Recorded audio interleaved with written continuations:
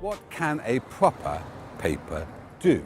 Well, a year and a half before the Colston statue came down, Byline Times is exposing the continuing legacy of the British Empire. And in the time since, we've been chronicling the divisive battles in Boris Johnson's culture war. But more importantly than that, we've been providing our readers with the understanding and the tools to fight back. 2 years ago, Byline Times helped expose the reliance of Boris Johnson on hedge funds and city traders for his leadership campaign, and that was debated in Parliament. Since then, we've exposed the role of Russian oligarchs and helped release the Russia report. We've investigated cronyism at the very heart of government, not least the £3 billion worth of COVID contracts awarded to Tory friends and donors. As a result of our work, several of the people involved in the decisions have now been removed from their positions. In the wake of the Plymouth shooting, Byline Times exposed the inner workings of the incel movement so that people in the UK could understand the links between extremist misogyny, terrorism and the global war on women. At the beginning of the COVID pandemic, Byline Times was the first paper to actually expose the herd immunity scandal. More recently, we've been looking at the corporate takeover of the NHS, the most blatant example of which is the government's attempt to sell RGP data. We broke this story many months ago, and as a result of breaking the story, more than 1 million people opted out from this scheme. That is the power of the paper. That's the power of the paper. That's the power of the paper. That is the power of the paper.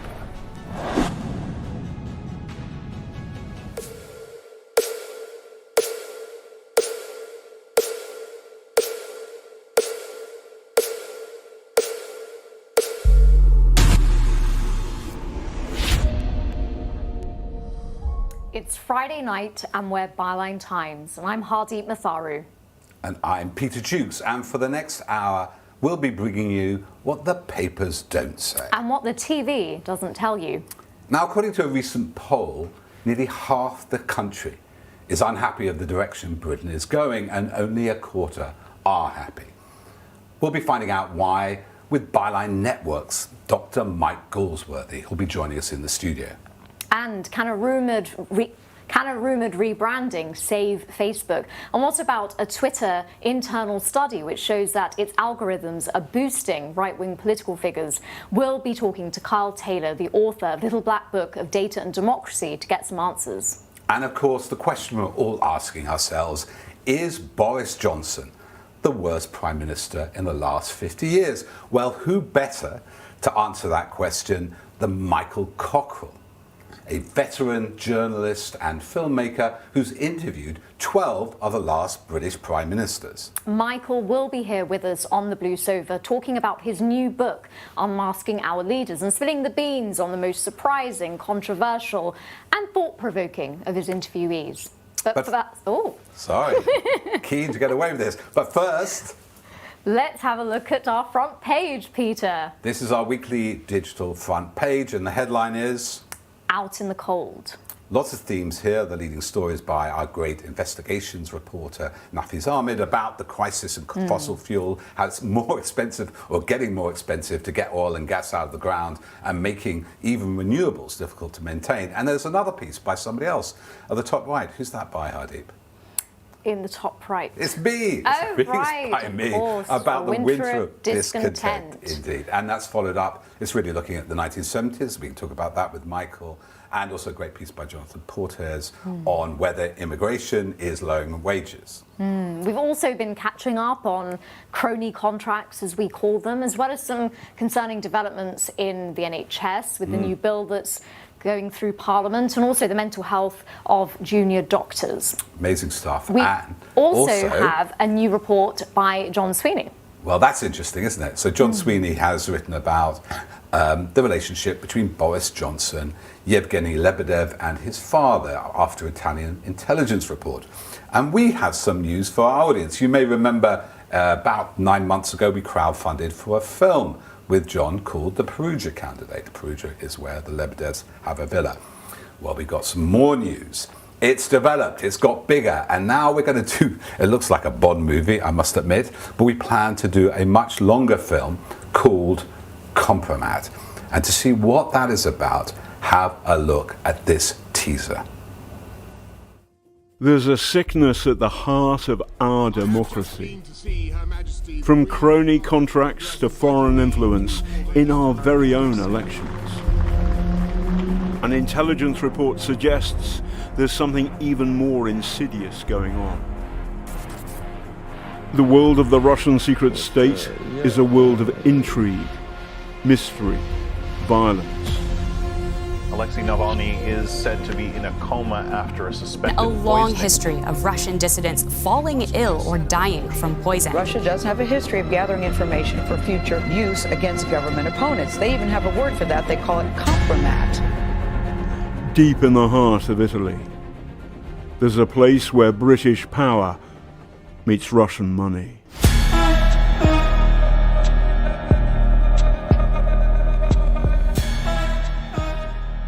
A place where they say anything goes. When people ask what happens there, it's probably easier if you answer what doesn't happen there. Rules that normally apply don't apply. A place which holds a story I was told There it is again. not to tell. Okay, close the door. Oh, it's a large black van, and it appears to be following us. And he's sat and waited, and now he's come back. But it's a bit odd. What does all this have to do with British democracy? And what kind of threat are we under? That's what I'm here to find out.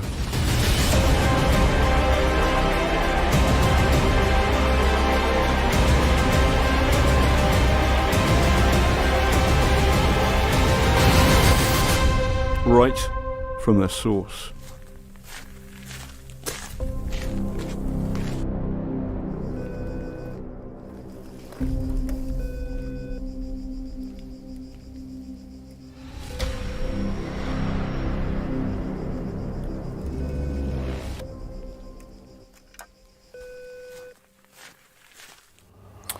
Well, as you can see, that is going to be an amazing film. If you want to support us, you can go to byline.com, but we'll be sending out more details about crowdfunding a little bit more to finish it. But as Russian influence seems to be growing, the country seems to be falling apart a bit, Hardeep. So we saw the most recent poll from Ipsos Mori, wasn't it? And it said that nearly 50% of the country think Britain is going on in the wrong direction. Only 25% think it's going the right track. Interestingly, especially all the work we do covering on Byline TV, these empty shells and pig farmers and turkey farmers not be able to have to get rid of their stock, 50% think that Brexit is having a negative impact. I think it's the highest. So this seems to be, though it doesn't show in the polls, denting the favourability of Boris Johnson. The problem is Keir Starmer's rating is also going down too, isn't it?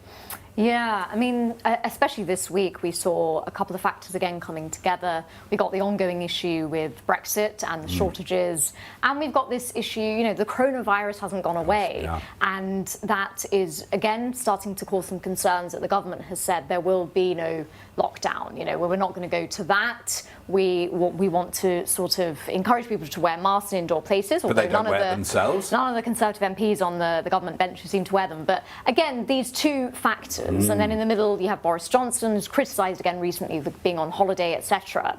But at the other end of the scale, as you say, Peter, we've got the Labour Party, and you know, we did a poll, an independent poll on Byline Times recently, which said that even Labour supporters want Labour to be talking more about Brexit. And I mean, it's interesting because Brexit is what people voted for and it's been done, but did people really vote for this particular Brexit? Well, let's hold that thought, because that's a very good thought to talk to Mike, Dr. Mike Goldsworthy. Before we do, he'll join us in a moment. Let's look at a film we made, a few series of interviews early in this month, and people in Boris Johnson's own constituency of Uxbridge who are disaffected with what he's done.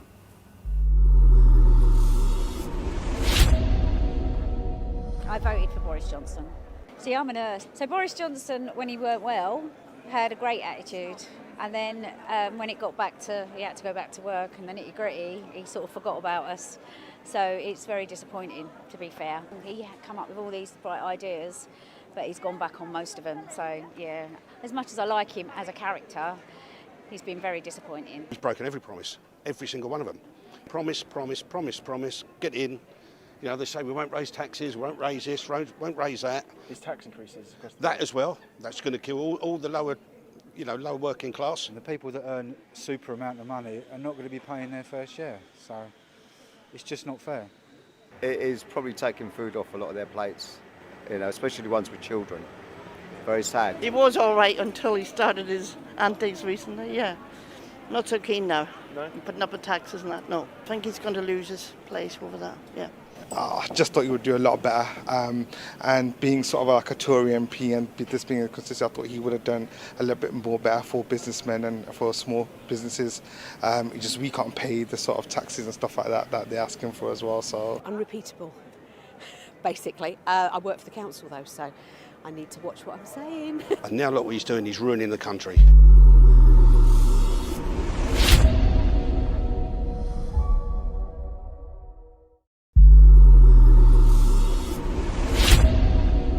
.com/Byline TV or hitting the join button on YouTube. And if you do, there are plenty of extras, such as our After Dark Q&A, which happens every Friday night after the main show with myself and Peter. And tonight we'll still be joined by our special guest, Michael Cockerell. So do sign up. And for those who already have, we will be sending you a link to the Q&A, which we'll be getting in about during the course of the show. So do take a look at that. But now we are joined by Dr. Mike Galsworthy, the co-founder of Byline's network and a scientist.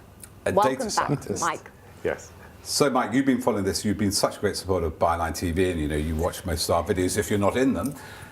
Do you think there's a shift in the mood in the country? Yes, I think so. And I think, like you were saying before, there's broad disenchantment both with Boris Johnson and the government, but then also what the alternative is, because there doesn't seem to be an alternative, because nothing has been put on the plate by the opposition before the public, maybe because they don't want to venture something yet until they get into an election season. But at the end of the day, and I'm a fairly positive, outgoing kind of guy, but what is there to look forward to right now? Like you were saying just before, we're going to get through the pandemic, then everything will be fine, businesses will come roaring back, but now we're seeing it surge again, going into another winter with all the economic headaches that are coming along, and they don't look like they're going to go away for a while, and so there's this general feeling of exhaustion and disenchantment, and there's no great carrots sort of being hung out for the public. There's going to there's not even turkeys before we get to carrots next year. And we have followed this, and obviously we were ahead of the game. There seems to be ample pumpkin supply, right? There does seem to be ample. So eating pumpkins for the rest of the year. The next couple of weeks. Leading up to Halloween, our producer's nice idea. But yeah, there seems to be, we didn't have that hard Brexit, which was threatened. Rather the no-deal Brexit, which would have been a car crash, everything seizing up. Yep. But I think we've had quite clear now from all the things that happen with supply chains to migrant workers in healthcare, in care homes, in HGV drivers. We had a really hard Brexit, and that's kind of masked. Yeah. The pandemic helped Johnson, you could say, don't you think, to a certain extent, is because everything was locked down for a year. For that first year, we didn't realise how hard this Brexit was, which happened at the beginning of 2020. Yeah. I mean, in a crisis, people rally round the leader. So you see that with George W. Bush's popularity surging to 90% shortly after 9/11. And whenever a country is in a pickle, they look to a strong leader. And I mean, even Boris Johnson, when he went into hospital with coronavirus, popularity around him was sky high. So yes, like you said, it masked the damage of Brexit, and this was a calculation by this government going into the end of 2020 that they didn't need an extension. They could rush it and get it done because coronavirus was going to mask whatever happened with Brexit. But of course, it was a double whammy, and they're both going to have long headaches that interact in a very damaging way. Before, maybe Hardeep will ask you a bit more about coronavirus and all this civil discontent we're seeing. But just one more thing on Brexit for me, and that is I've seen a slight shift in the opposition parties, the main opposition party. I mean, the SNP, the second biggest opposition party in Parliament, has always been opposed to Brexit, though it suits them some ways for independence to say we could rejoin the EU. But the Labour Party, ever since the 2019 election, we're getting for 2 years now, since that landslide victory for Johnson, has avoided the B word, not wanting to upset Leavers. You can see Dominic Cummings, the former advisor, now on Twitter and with this Substack saying Labour should get rid of Starmer and leave London and have somebody from the Midlands. But do you detect a shift, that there is a pivot, and I'd say, something to be done, and we've talked about this many times, is Brexit is done. We have left the EU. But there are many other kinds of arrangements we could have with our closest neighbours than the ones we have at the moment, which don't allow them to come here, no customs union. Do you think Labour will start sort of moving? Because that was Corbyn's position, wasn't it? Customs union. Yeah, and the position of the Labour Party going into the general election of 2019 on Brexit was appalling. I haven't said this to many people, but I thought it was the stupidest Brexit position ever. It was, we are going to go and renegotiate all of the negotiations and then come back with a Brexit solution that will put to a nationwide vote, and we don't know yet if we're going to support our own solution or not. Yes, it was ridiculous. All he had to say is, Boris Johnson has got a deal, let's have a vote on that deal. If you like it, we'll do it and complete it with a trade deal. If you don't like it, well, they've wasted your time, and so we'll sack it off. And so they would have been the Get Brexit Done people. Instead, Johnson became... Exactly. You can get it done either way. You can either tick it off or cross it off. The power is still with you. He's trying to mix it in with the general election. Vote for us, we'll give you that choice, and then we'll move on. Yeah, which people wanted to do, but Brexit is difficult to move on. But coming back to what Labour should do now, again, I'm going to be critical of Labour, and probably different from what you might expect. I think Dominic Cummings was quite right in his assessment that Keir Starmer seems dead and uncreative and not genuine, and you do need a more fiery character, and you should be focusing on a lot of the issues that he highlighted, including, communities and crime and cohesion and things like that. And they should, for the moment, stay away from Brexit. Right. Because here's two reasons. Firstly, this is something that Labour champions craply whenever they try to champion it. They just don't do a good job. But there is a community out there that does champion it better. And I think that if the Labour Party were to pick it up as their only trick, it just wouldn't sit right, it wouldn't look genuine, and it would take us all back to, that's what Labour's about, and this is metropolitan elites, and forgetting those northern towns, they should be focused on that, is what you're saying. So Labour have pigeoned themselves into the worst of all worlds, because the best place for them to attack Brexit from is when they have their own strong agenda, which is about communities, about job safety, about community safety, about better policing, about all of that bind, and then from that position of this is our agenda, having a pop at the Tories on their mismanagement with Brexit, and then talking about communities, they've even mismanaged our neighbourhood. So what we would do is we would go back and work better with our neighbourhood around us. And you can see that is a position whereby they can rebuild with Europe without saying we don't know what to do, so we're just going to throw our lot in with the People's Vote campaign again, even though we don't quite like it.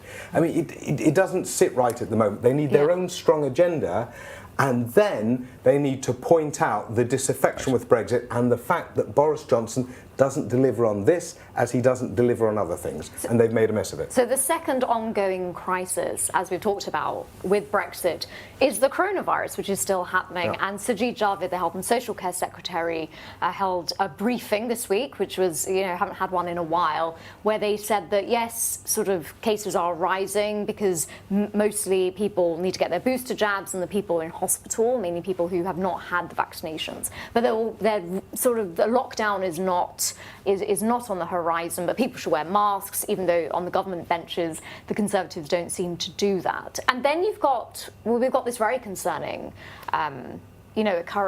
regular occurrence of doctors, experts, scientists being attacked, journalists. And journalists being attacked in terms of the coronavirus, and from anti-vaxxers, people who still believe that it's a hoax, which seems to be amping up, which is really concerning. Well, it's just as an instance, I was yet to investigate it, but somebody contacted me on Twitter. Her and her husband went down to London. There were photographs, in southern England by an anti-mask lot, and then their pictures were put online in a group, and they were harassed, and they end up coming to London getting coronavirus. There does seem to be an undercurrent of kind of social disturbance. Yeah. Social disorder, almost. One of the things that Byline Times and Byline TV has focused on a lot is how social media changes politics. And I think this is exactly what we're seeing now. So during the Brexit referendum, we saw a lot of communities being built online, with Leavers, and they had their, a view on life which was very, very different from. The Leave bubble was very different from the Remain bubble, and suddenly you're aware that there were these two worlds here that were listening to different kinds of news. And then when Donald Trump came in, there was all the weirdness with that election, and Hillary Clinton and the Pizzagate stuff, and that kind of weirdness, which different realities. Yeah, which then only got stronger as you saw the emergence of QAnon, culminating in the QAnon shaming, and then you realise there's whole strange things going on now. And so when you saw, for example, that group of guys walking into that hospital and saying, you've been served with Nuremberg laws. The Nuremberg Code, which is a code that came out of the Nuremberg trials about medical stuff. And kind of like, and this one is X and this one is Y, and the Pope runs all businesses, and he doesn't absolve you anymore of personal responsibility. I was trying to look that up. The only thing I could find about the Pope and personal responsibilities was him saying that people should actually get the vaccine because they'd be irresponsible otherwise. But it just goes to show that you've got these different worlds cooking up very, very different understandings of how the world works and how the law works. Well, and also, that leads to violence. I mean, we've seen violence against a lot of online attacks to journalists like Mariana Spring writes to the BBC. We see this consistently, but in the street, Michael Gove being harassed by looked like a former Tory councillor. That we're seeing the split. Well, it's very good that we sort of talk about this, because at the moment we're just going to talk to Kyle Taylor. Yes, we are. Thank you so much for your insights, Mike. And it leads us very nicely into talking to Kyle. So, yes, social media platforms, Twitter, Facebook, are under increasing pressure for their algorithms. And we've had really, really powerful testimony from a Facebook whistleblower who's testified to US senators, provided reams and reams of documents about how Facebook is prioritizing profit over all of our well-being. Now there's a rumoured rebrand happening, but will it save Mark Zuckerberg's troubled company? Well, maybe Kyle Taylor has some answers. Kyle is one of our own Byline Times writers, and he also is the author of Byline Books' The Little Black Book of Data and Democracy. Kyle, thank you so much for joining us.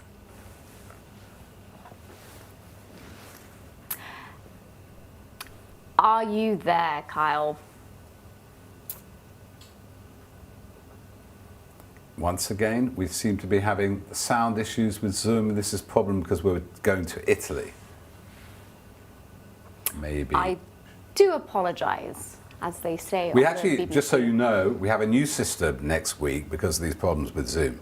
Can you hear us now, Carl? Yeah, I can hear you Yes. fine. Brilliant. Kyle Taylor is there. Kyle, we're so glad to Hi, have you good. back. You've got Hello. me. We got you. Yeah, no, I could hear you the whole time, and I was listening to the previous conversation, and I think it's such an important segue. There's so much that's happened this past week, as you said, and just in the time that I was listening since you went live, there's another story that's broken with the Washington Post, another whistleblower from within Facebook. And what are they saying? So it does feel, well, they're actually corroborating, the story at the moment is that they're going to be corroborating a majority of what Frances Haugen has released in terms of what's happening inside the company. And, you know, I'm sure you have specific questions, but I just want to say, like, I think what's really important about this whistleblower moment is the evidence that's been released, the documents that have been released, are confirming what activists, campaigners, and transparency folks have been saying for years. You know, and the idea that, you know, Haugen says, oh, I came to realize that they were prioritizing profit over public safety. Yes, of course they were, and they always have been, right? And now the sort of they can't hide from that reality because these documents are internal. So we know not only are they doing it, but they know that they're doing it. I mean, you wrote a piece for us on Byline Times last week, Kyle, about, you know, Facebook's big lie is finally being exposed, right? The core of, it goes right to the core of what we maybe as sort of consumers or users of the platform think it's for, and actually what it really is for. Absolutely, and I the subtitle was "The Fall of the House of Zuckerberg," and I think that this is really where we are with this company, right? I mean, the idea that there's this conflict with companies like Facebook. So the public sees them, people use them as some form of public utility. They think they have a right to use it, and they think that to some degree it's sort of societal ownership, right? Like this is a collective entity. The reality is this is just a for-profit company. One person holds a majority of shares, nearly 56% of all shares, and their objective is to maximize profit.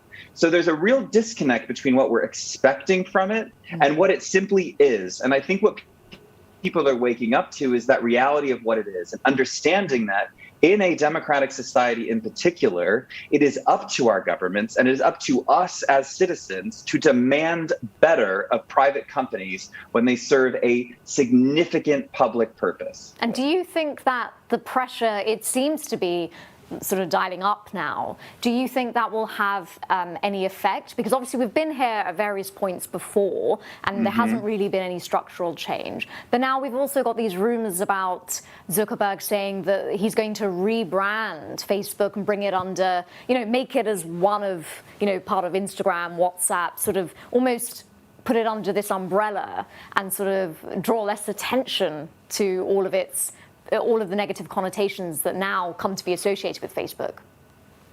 Well, what we know about Facebook is they are masters of public relations, right? So, you know, whether it was, you know, it seems to be a coincidence, but the day after this whistleblower appears on 60 Minutes, Facebook goes down globally. What the conversation then shifts entirely to Facebook being down, not these whistleblower allegations. What we saw last week in the wake of another huge, apparently, document dump that we're going to be experiencing in the next few days that Facebook themselves leaked that this dump was coming was some story, which is, you know, a leak, someone inside who said they're going to change their name. What's the name going to be? So instead of having a substantive, and I think if we think about Facebook as an authoritarian regime, right? If you think about it as a João Bolsonaro, Brazil, Putin, Russia, right? Which is really what it is, with one person controlling so much power and its influence spreading around the world. I mean, 2.8 billion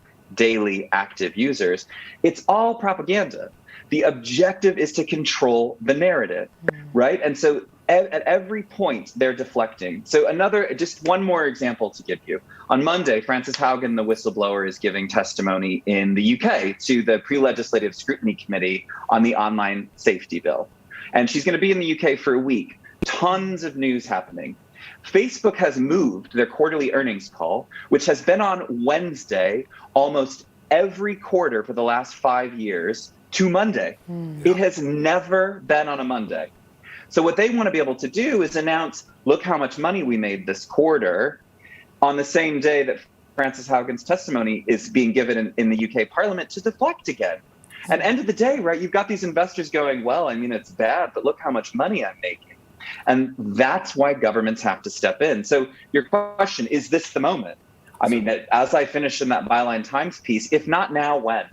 You know, what more evidence do we need that this company is manipulating public discourse? You know, we learned that they're implanting positive Facebook stories into people's news feeds simply to meet their own ends of making more money. Like, what else do we need to know to understand that they are not going to regulate themselves? They are not interested in our public good. They're interested in profit above all else. So, Carl, when this last happened, it happened with power and water utilities and with Standard Oil 100 years ago, and this whole trust-busting thing went on in America, particularly to break down these big monopolies which were price gouging. Obviously, there's no price around Facebook.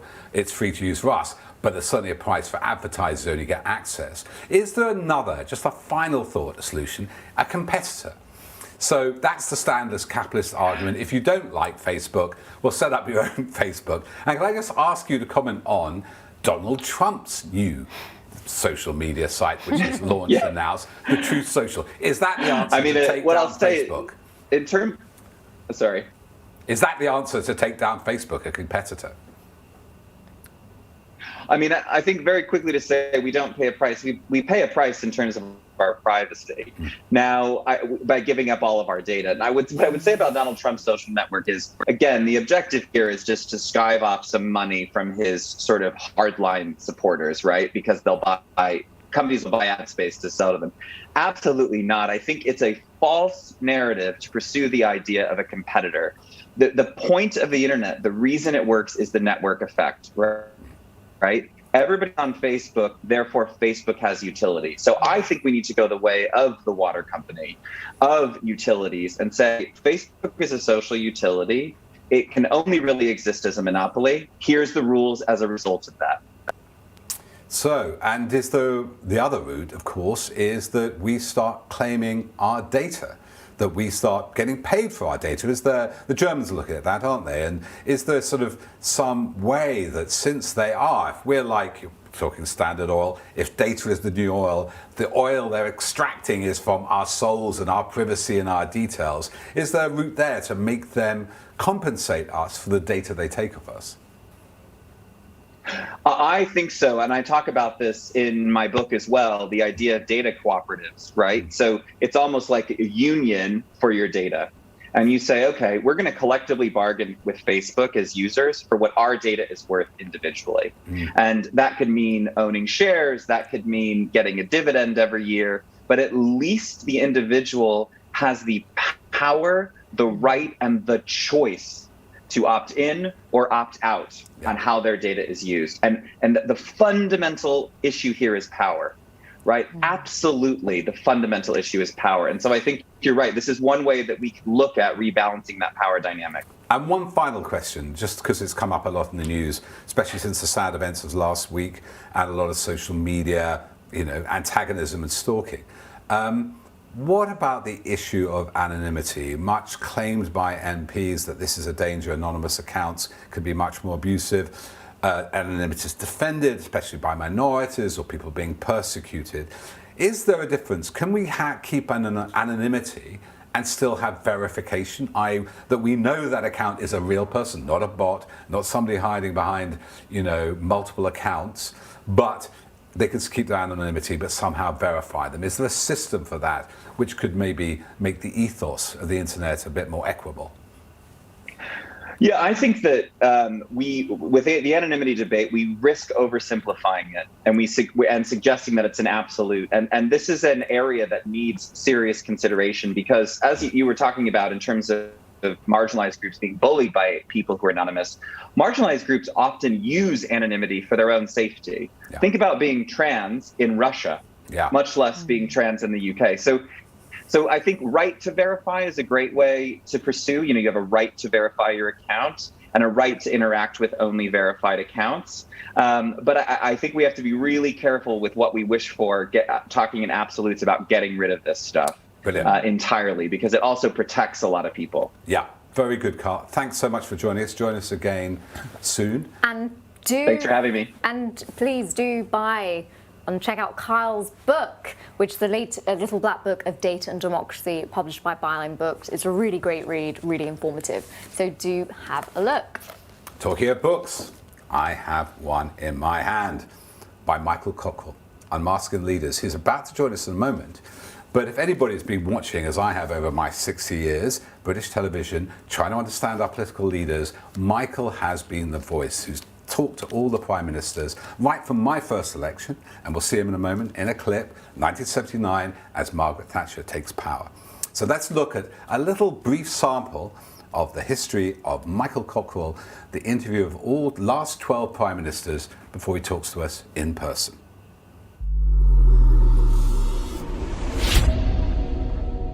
Michael Cockerell is down at Downing Street brushing the hair out of his eyes. Michael, good morning again. Good morning, David. What's going on there?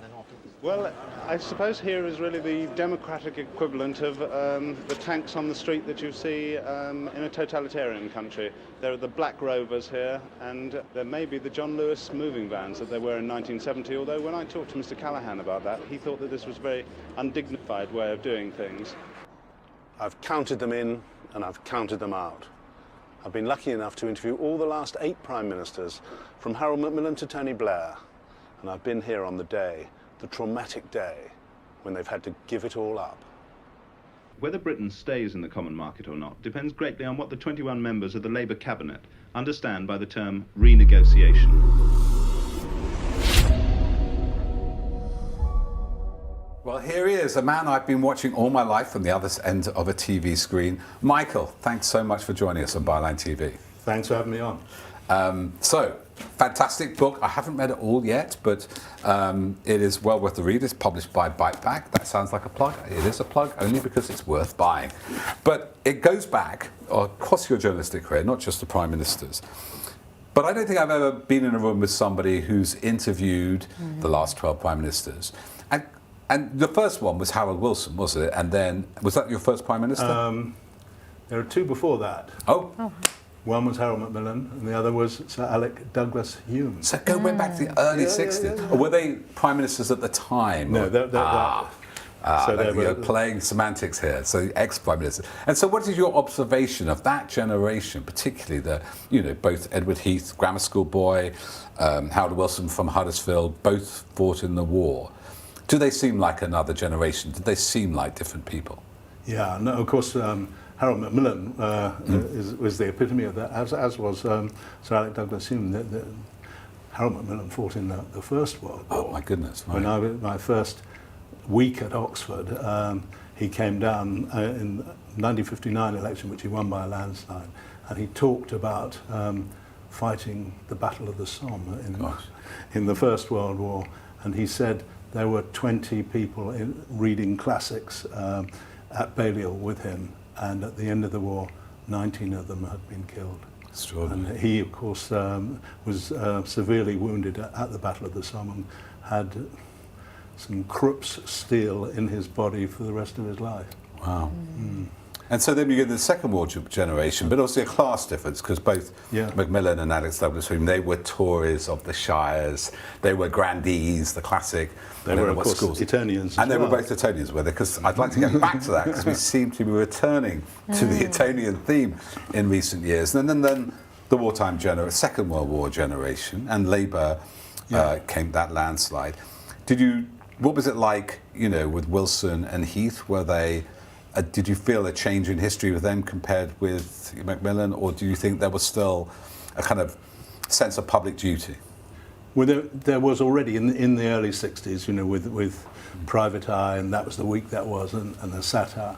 That was when they began to make fun of people like Alec Douglas Human and Harold Macmillan as sort of fuddy-duddy old Etonians, and it was the time of look back in anger and all the end of deference and the swinging 60s. Exactly, and Harold Wilson played up to that. He did have a Yorkshire accent and a pipe, famously. A pipe famously, but actually privately he smoked Havana cigars. But that didn't quite fit in the image. It didn't fit into the image, and he was the first Prime Minister born in this century, or that century, the 20th century, and he made a lot of that in the same way as JFK was doing in America. And the white heat of the technological revolution. Exactly. And he did come from Huddersfield, as our chief political reporter Sam Wright does. Yeah. That was a bit of difference in terms of class, wasn't it? Or did that feel like a new generation of mobility and meritocracy? He played very much on that theme, and they chose Ted Heath to stand up to him because it was thought that he, who went to a grammar school whose father was a builder, was the right sort of classless person to stand up against Harold Wilson. Were you, sorry, just one last thing, you said deference, did you start being less deferential at that time? Did you find yourself being slightly more satirical and scathing and observing sort of slightly scurrilous things, the fact that, that Harold Wilson didn't actually really smoke a pipe, he smoked Havana cigars? Was there more an atmosphere for journalists they could be more transparent and disparaging about MP? Well, things changed tremendously. If you think of a question that was asked to another former Etonian Prime Minister, Anthony Eden, where the BBC interviewer said, Sir Anthony, you're a world expert on world affairs, but you're equally at home, so where am I to start this interview? Compare that to Robin Day, the great interviewer who made his name in the 60s, asking Ted Heath, when Ted Heath was right down in the opinion polls, and he said, Mr. Heath, how low does your popularity have to sink with your own supporters before you realise you're a liability to your party and you should go? Wow, complete good question. Exactly. Well, I mean, Michael, you've interviewed so many people who went on to be Prime Minister, and I guess, distinct individuals in their own right, but what are some of the traits of a British Prime Minister that you've seen with all of these individuals, and how has that shifted, and does that then reflect back on how British politics and our sort of society has moved on as well? Well, I mean, one of the problems of being Prime Minister is there's so much on your plate all the time, and it's got faster and faster with the media and the kind of things that a Prime Minister needs to do and needs to know. So it's very, very different. Macmillan used to say that when there was a crisis, he would go to bed with a trollop, meaning Anthony Trollope novel to take his mind off things.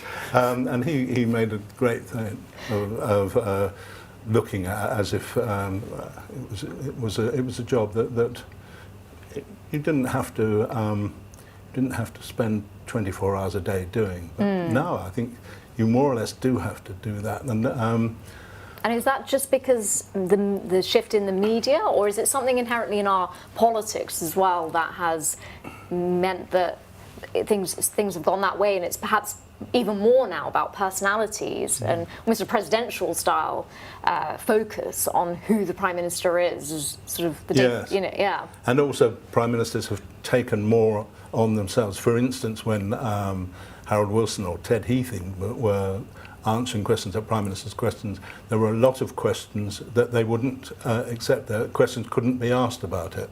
But it was Mrs. Thatcher who decided that she would answer all of them about all subjects. So that's quite a new innovation, that idea. Yes, There's scrutiny of everything. And with Thatcher, and of course going to John Major to Blair, we saw the rise of really the sort of end of cabinet government, didn't we? We see more the sofa government, a kitchen and cabinet, the personalities, but also the Prime Minister having making a lot of decisions in a sort of separate group, special advisors. Have you noticed that they become less collegiate? There's less primus inter pares, first among equals.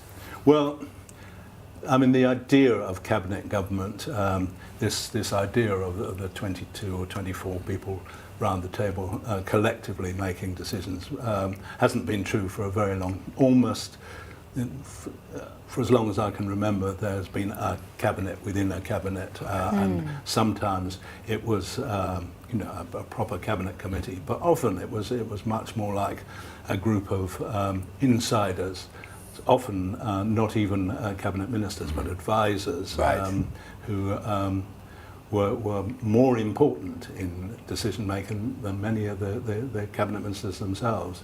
Before we get to Boris Johnson, though, I must ask you, because you obviously interviewed both the great profiles about both Brown and Blair, I think. But have you seen the documentary, the BBC? Of course I have, yeah. Yes. So if you look at it and you look at a film made called Blair: The Inside Story some years ago, you will recognise quite a lot of the footage, partly because they had the same film archive researcher as had done my film. So, fact is, what's the full title, Hardeep? Yes, just for anyone who might not have seen it, it's currently available on BBC iPlayer. It's a 5-part series. I think it's called Blair and Brown: The New Labour Revolution, and a lot of people have praised it. No, I think it's very, very, very good. And it's very interesting to me because obviously it's closer to my memory, though obviously I can still remember Thatcher and all that. And I knew a little bit around the government. It seemed to be one of the few prime ministerships which was actually, well, you could say effective, in that it was two halves of I always say they're two halves of a divided soul. Together, they were very effective. And in a way, our government wouldn't allow. One had to go up, and the other one had to get resentful. Do you see that what do you make of that documentary and those years, as different, really, way from, I know you had Cameron Osborne, but they were in a coalition, and then Cameron had to go because of the Brexit. There were 13 years which were quite successful. What do you make of that looking back? Well, it was for a long time when Tony Blair was Prime Minister. It was like a dual monarchy between number 11 and number 10. And the Chancellor, Gordon Brown, played hardball with Tony Blair. For instance, he would keep to himself the details of his budget until budget day, and that's when Tony Blair would hear it first. And Blair would say, I'm Prime Minister, I've got to know what you're putting in the budget. And then one day, Blair decided to jump Brown. Right. And he went on the Frost programme and said he was having a big rise in health service payments from the government to the health service. And Brown came in after that and said, "You've stolen my effing budget." It's amazing. So towards the end of Blair's time, Brown felt that the agreement he thought he had with Blair, that Blair would leave after a second term, that he was reneging on it, and it got pretty nasty. And just from sort of the period of 2010 till now, and we'll come on to Boris Johnson in detail in a minute, but that period, Michael, has that been, I mean, it's often sort of said that this is a very chaotic, sort of crazy period which we're living through in British politics.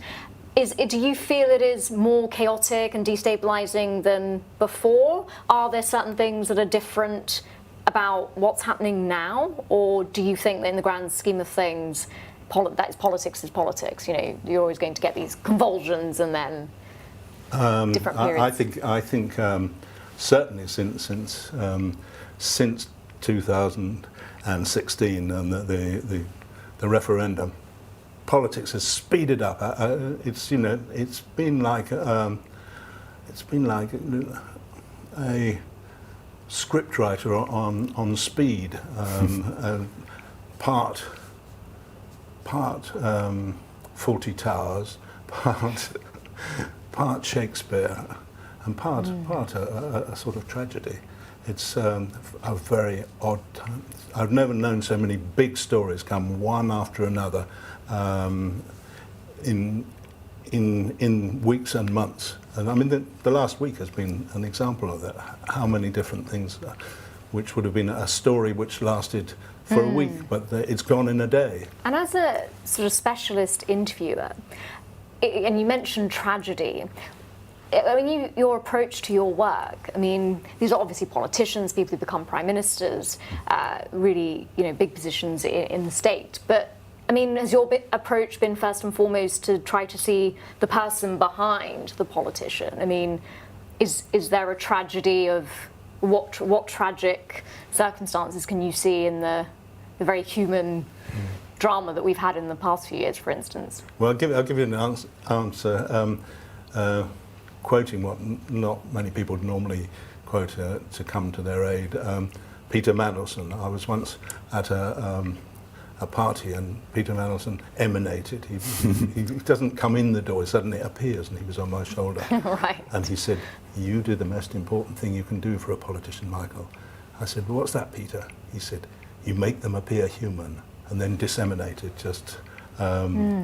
As I was going to say, it might be difficult with you, Peter, but he was gone, leaving only the faintest whiff of sulphur. But the point is, as a spin doctor, you make them appear human. Yeah. I try to get the human side out, which is often lost with two men in suits sort of shouting out against each other. And how have you been so effective at doing that? Just before we go to a clip of your work, what's your secret?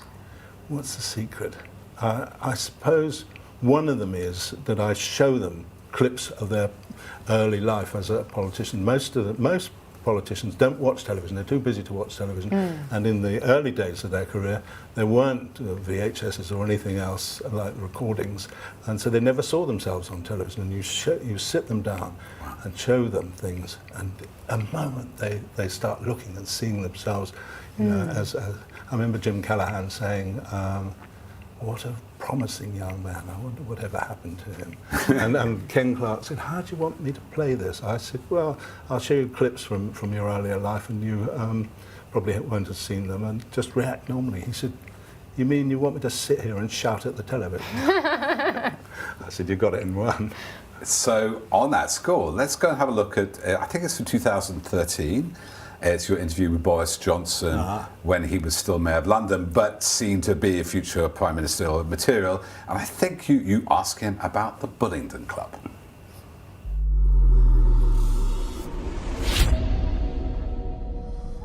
The awful truth about all that business was you kind of felt very, posh, and you felt it was wonderful to be going around swanking this up, but actually, I remember the dinners being incredibly, drunken and ending up with smashing up restaurants. Well, yes, and so the abiding feeling was of deep self-loathing, and what. I've talked to a number of the people in the photograph, Oh, God, have you? All right. And they say that when they see you these days, you go up to them and say, "Bulla, bulla, bulla." Right? Do they? Yes, they do. It may be that I do, in a satirical way.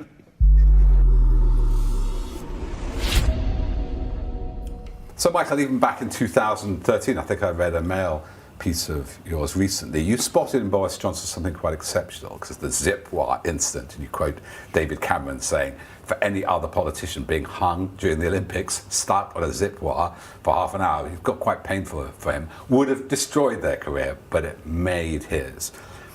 Is he different in that way from the other politicians, the other 11, and the other thing I noticed in your account of him, apart from Thatcher a little bit, he's the only real Prime Minister to express doubts about his leadership. So it's very interesting.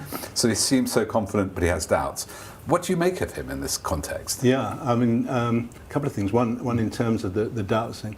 It's a question that I've worked out for every one of the Prime Ministers, which is, do you have any doubts about your ability to fulfil the role of Prime Minister? So what do they say? Yeah, I'm riddled with doubts, or no. And most of them would not admit to doubts. Ted Heath said, "No, why should I?" David Cameron said, if I'd had doubts, I wouldn't have stood for leader of the Tory party. Mrs. Thatcher began she said, "Do I have doubts? Well, when I look at some of the men who have held this job, I haven't come here out of the blue." so she was quite into. But Boris, when I put it to him, said, "Of course you have doubts. I mean, there's something badly awry with people who have no doubts and uncertainties about things. But I think I could make a fist of it. And if the ball were to come loose from the back of the scrum, it would be great to have a go at." That's so relieving, because in a way, what we always say, the prime disqualification for office is wanting it, ambition. Yes. But actually, here is an opportunist who's going to grab a ball and maybe run for the scrum line, and that's over in a few seconds. Do you think that's related to the chaos we see now? We talk about it all the time, over the Brexit deal, a hard deal, over coronavirus. This is implicit in Johnson's character, or would this have happened to any Prime Minister under these circumstances? Big question. The big question. Just let me tell you, there's a zip wire story, and then I'll answer the big question. Because you were talking about the zip wire, because I showed Boris himself stuck on the zip wire, and there he was, with two Union Jacks and a beanie hat, and he said, and he laughed at himself silly because he hadn't seen himself on the big screen like that. He found it funny. And he said, "What I've got to tell you, Michael, is that after a while, that's much more dangerous and much more painful than you think." I said, "Really? Why is it? Why is it painful?" "Oh, things start to chafe." "Oh, really? Where was the chafing, Boris?" "Oh, we don't go into that." I said, "But in your book you said there was chafing in the groin area." He said, "Oh, did I? Oh, well, if I did, I must be right, but I don't remember anything I've written." And a lot of the time, it's exactly. And again, and this is more related to the question you asked me. At Eton, he learnt in the school plays that they turned into a sort of farce between him who hadn't learnt his lines and the prompter who was prompting him, and it became a two-person show between, and everyone fell about laughing. And I said, "Has this been a pattern for your life, that you learn you can get more laughs if you don't know your lines than if you do?" He said, "Well, I mean, if you're sane, do I sometimes perhaps give the impression that I don't know what's going on when I really do?" "Well, sometimes I don't, but it does give me more time to think of what the answer should be." And he's like that. He doesn't do detail. He doesn't do lots of things at once. He never, in terms of when he answers a question, he often doesn't know where that sentence is going, and he finds himself saying things that are undefendable. But this strikes the public as authentic, doesn't it, compared to the calculated? I've only met him once, but I saw that side of him you also mentioned that is quite calculating. There's a lot of self-interest going there. Oh yeah, no. There's a lot of calculation, and a lot of the time, sometimes you look at him sort of in repose, and you can see him working out what's the joke, what's the line, how do I come up with that, and then he's deadly serious, and then he becomes Boris, the performer. So he's an extraordinary performer. And just one last question on Boris Johnson. Is he, I mean, sort of whether people like him or really do not agree with him and like him at all, there seems to be a fascination around him as a character. And would you say that is particularly true of him, or were there other prime ministers that we saw that with, or is this fascination around Boris, does it say something about our times? Does it say something about us as British society? I think Mrs. Thatcher was just as sort of charismatic and would attract people. I mean, when you film with Boris, wherever he is, there's a crowd. He's a celebrity. Mrs. T was the same. That there was that aura about about her that there is about Boris. I think when you film with Boris, people of all kind of classes come up to him and say, "Good on you, Boris, Bojo," or make fun of him. But they at this moment, they still find him an attractive figure.